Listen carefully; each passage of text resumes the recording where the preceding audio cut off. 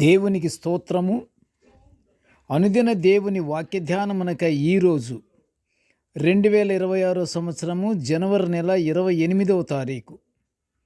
ఈరోజు ధ్యాన వాక్యము పరిశుద్ధ గ్రంథము నుండి అపొస్తలుడైన పౌలు గారు దెస్సలోనికైలకు రాసిన మొదటి పత్రిక 5వ అధ్యాయము 18వ వచనాన్ని మనం ధ్యానించుకుందాము. ప్రియ దేవుని బిడ్డలారా,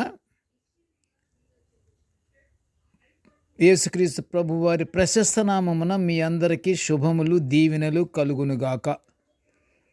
నేటి ధ్యాన వాక్యాన్ని మనము చదువుకుందాము, మనము ధ్యానించుకుందాము. ధ్యాన వాక్యము దెస్సలోనికైలకు రాసిన మొదటి పత్రిక 5వ అధ్యాయము 18వ వచనము. ప్రతి విషయమునందును కృతజ్ఞతాస్తుతులు చెల్లించుడి. ఇలాగు చేయుట యేసుక్రీస్తునందు మీ విషయములో దేవుని చిత్తము. ప్రియ దేవుని బిడ్డలారా, నేటి ధ్యాన వాక్యము దేవునికి చెల్లించవలసిన కృతజ్ఞతాస్తుతుల గురించి మనము ధ్యానించుకుంటున్నాము. అపొస్తలుడైన పౌలు గారు దెస్సలోనికైల సంఘానికి హెచ్చరిస్తున్నాడు. ఏమని? ప్రతి విషయములోనూ,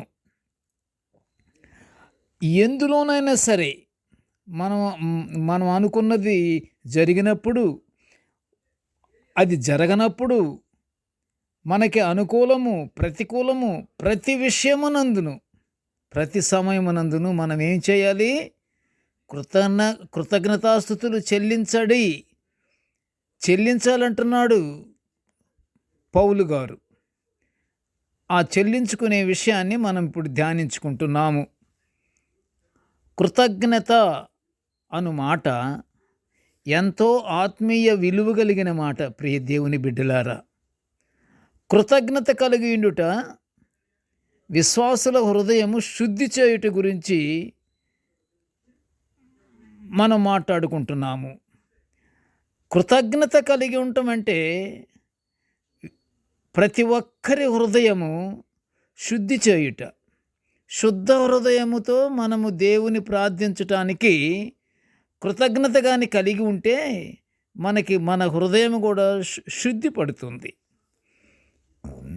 కృతజ్ఞత కలిగిన వాని నోటి నుండి ఎప్పుడు ఆశీర్వచనమే కనబడుతుంది, కానీ దుర్భాషలు మాట్లాడవు. కృతజ్ఞత కలిగి ఉన్నప్పుడు. అయితే రక్షణానుభవం లేని భక్తిహీనులకు కృతజ్ఞత అంటేనే తెలియదు అసలు. ఎందుకని తెలియదు? అతనికి రక్షణానుభవం లేదు అని మనకు తెలిసిపోతుంది. అతనికి కృతజ్ఞత లేదు, అసలు తెలియదు అసలు అతని. అట్టివారినే పౌలు గారు వర్ణించిన విధము దేవుని సత్యమును అసత్యమునకు మార్చి సృష్టికర్తకు ప్రతిగా సృష్టమును పూజించి సేవించుచుండేవారే ఈ భక్తిహీనులు. రక్షణ లేని భక్తిహీనులు అంటే వారి కృతజ్ఞత అంటేనే తెలియని వారు అట్టివారు ఏం చేస్తారు? సత్యాన్ని అసత్యంగా పలుకుతారు, అసలు మార్చి పడేస్తారు. అందుకనే ప్రతిగా సృష్టాన్ని పూజిస్తారు. ఈ విషయమే పౌలు గారు రోమీయుల సంఘానికి వ్రాసినటువంటి పత్రికలో మొదటి అధ్యాయము 21లో వ్రాయబడి ఉంది. దేవుని బిడ్డలారా, గనుకనే వీరికి కృతజ్ఞతాస్తుతి అంటేనే తెలియదు. కృతజ్ఞతాస్తుతి దేవుని మహిమపరుస్తుందని పౌలు గారు ఇంకో చోట రాస్తున్నాడు. ఏమని రాస్తున్నాడు అంటే, కొరింథీయులకు రాసిన 2వ పత్రికలో కృతజ్ఞతాస్తుతులు మనము చెల్లిస్తే అది దేవుని మహిమపరుస్తుంది అని కొరింథీయులకు రాసిన 2వ పత్రిక 4వ అధ్యాయం 13లో పౌలు గారు చెప్తున్నారు. కృతజ్ఞతలు చెల్లింపకపోవడం పాపములన్నిటికంటే చాలా ఘోరమైంది. ప్రియ దేవుని బిడ్డలారా, ఒక్కసారి ఆలోచించండి, వినండి. ఎలా అంటే కృతజ్ఞతాస్తుతులు చెల్లించాల్సిందే. ఎప్పుడు? ప్రతి విషయమునందును, ప్రతి సమయమునందును కృతజ్ఞతాస్తుతులు చెల్లించాలి. అది అట్టి కృతజ్ఞతాస్తుతులు కానీ మనం చెల్లించకపోతే అది ఎలాంటిది అంటే పాపములన్నిటికంటే ఘోరమైంది. ప్రతి మనిషి దేవునికి కృతజ్ఞతాస్తుతులు చెల్లించుట తన బాధ్యతగా భావించాలి. కొందరు కృతజ్ఞతాస్తుతులు చెల్లించడానికి బదులుగా సణుగులు, గుసగుసలు, రకరకాలైనటువంటి వాటికి భాగస్థులు అవుతుంటారు. కృతజ్ఞతాస్తుతులు చెల్లించకపోగా ఎప్పుడు సణుగుడు, గొణుగుడు, గొడవలు ఇవే. అవి అవి అవి అపవాది లక్షణాలు. సణుగులు దేవుని యందు విశ్వాసము లేని వారిగా గుర్తించబడుతుంది. ప్రియ దేవుని బిడ్డలారా, కనుక మనం సణుగులు ఎప్పుడు ఉండకూడదు. ఇండ్లల్లో, మనుషుల్లో, మాటల్లో, చేతల్లో ఎప్పుడు సణుగుడు అనేది ఉండకూడదు. ఫ్రీగా ఉండాలి. నీతిమంతులు యథార్థ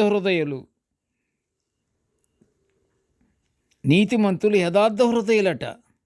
అందుకనే ఏమంటున్నాడంటే, నీతిమంతులు యథార్థ హృదయులు దేవునికి నిండు హృదయముతో స్తుతిస్తూ కృతజ్ఞతలు చెల్లిస్తూ ఉంటారు. స్తుతులు రెండు ఒకటే. కృతజ్ఞతతో పాటే స్తుతి ఉంటుంది. స్తుతి చెల్లించాలి. మనకు జరిగిన వాటికి, జరగని వాటికి, ప్రతి వాటికి కూడా మనము కృతజ్ఞతలు తెలియపరచాలి. లూకాసు వార్త 17వ అధ్యాయంలో, ప్రియ దేవుని బిడ్డలారా, లూకాసు వార్త 17వ అధ్యాయంలో ఒక చిన్న విషయం ఉంది. 10 మంది కుష్ఠరోగులు ప్రభు అయిన యేసును తమను కరుణించమని వేడుకుంటున్నారు. వెంటనే ప్రభువు వారిని వెళ్ళి యాజకులకు కనబడండి అని చెప్పగా వారు వెళ్ళుచుండగానే మధ్యలోనే శుద్ధులైపోయారు. ఇంకా యాజకుడి దగ్గర కూడా వెళ్ళలేదు. దేవుని నోటి వాక్కు యాజకుడి దగ్గరికి వెళ్ళమన్నారు ప్రభువారు. వాళ్ళు యాజకుడి దగ్గరికి వెళ్తూనే ఉన్నారు. మధ్యలోనే వారి కుష్ఠరోగము వదిలిపోయింది. శుద్ధులైన 10 మందిలో నుండి ఒక్కడు మాత్రమే తిరిగి వచ్చాడు. వచ్చి యేసయ్యకు కృతజ్ఞతాస్తుతులు చెల్లించుచు యేసయ్య పాదముల మీద పడ్డాడు. ప్రియ దేవుని బిడ్డలారా, 10 మందిలో ఒక్కడే వచ్చాడు. అతనెవరు? అతను సమరయుడు. మీరు 10 మంది కదా, మిగతా ఆ 9 మంది ఏరి అని యేసయ్య అడిగితే వారు ఏమయ్యారో తెలియదు అని సమరయుడు సమాధానం ఇచ్చాడు. ఆ 9 మంది క్రీస్తుని ఎరిగిన వారే. 9 మంది కూడా క్రీస్తుని ఎరిగిన వారే. బాగు చెయ్యయ్యా అని ప్రభువారిని ఎంటబడ్డారు, సలహా ఇచ్చారు. వెళ్ళకముందే 10 మంది బాగైపోయారు. ఆ 9 మంది అడ్రస్ లేదు. కానీ వారు క్రీస్తుని ఎరిగిన వారే. కృతజ్ఞత లేదు. కృతజ్ఞత లేని వారు భక్తిహీనులు. కానీ వారే రక్షణానుభవం లేనటువంటి భక్తిహీనులు. ప్రియ దేవుని బిడ్డలారా, కనుక మనము నిత్యము ఎల్లప్పుడూ సమయమందును అసమయమందును మన పని జరిగినా జరగకపోయినా కృతజ్ఞతాస్తుతులు మనం దేవునికి నిత్యము చెప్పుకుంటూనే ఉండాలి. కృతజ్ఞత అనేది తెలియని వారు మూర్ఖులు, వారు భక్తిహీనులు. కనుక ప్రియ దేవుని బిడ్డలారా, ప్రియ సంఘమా, ప్రతి ఒక్కరూ కృతజ్ఞత కలిగి కృతజ్ఞతాస్తుతులతో దేవుని మహిమపరచుచు మనము పరలోక ఆశీర్వాదాలు పొందుకుందాము. ప్రార్థన చేసుకుందాము. కృపగల తండ్రి, జీవము గల నాయనా, నీకు స్తోత్రములు అయ్యా. నీ దివ్యమైన వాక్యాలను మేము నిత్యము నాయన ధ్యానించుకునే ఇట్టి గొప్ప భాగ్యాన్ని నిజంగా తండ్రి మాకు అనుగ్రహించినందుకు నీకు ఘనమైన స్తోత్రములు నాయన. ప్రభువా, నేటి ధ్యాన వాక్యాన్ని వినుచున్న ప్రతి బిడ్డను ఆశీర్వదించయ్యా. కృపగల నాయన, మేము నిత్యము తండ్రి, మేమేమి చేయాలనుకున్నా తండ్రి అది నీ చిత్త ప్రకారమే జరగాలి. కనుక నాయన మేము నిత్యము నిన్ను స్తుతించుకుంటూ నీకు కృతజ్ఞతాస్తుతులు మేము చెప్పుకునే భాగ్యాన్ని మాకు అనుగ్రహించమని ఈ మనవులన్నీ యేసయ్య పుణ్యనామమున వినయముగా వేడుకొనుచుంటున్నాము తండ్రి. ఆమెన్. దేవుడు మనల్ని అందరినీ బహుగా దీవించుగాక. Amen, amen, amen.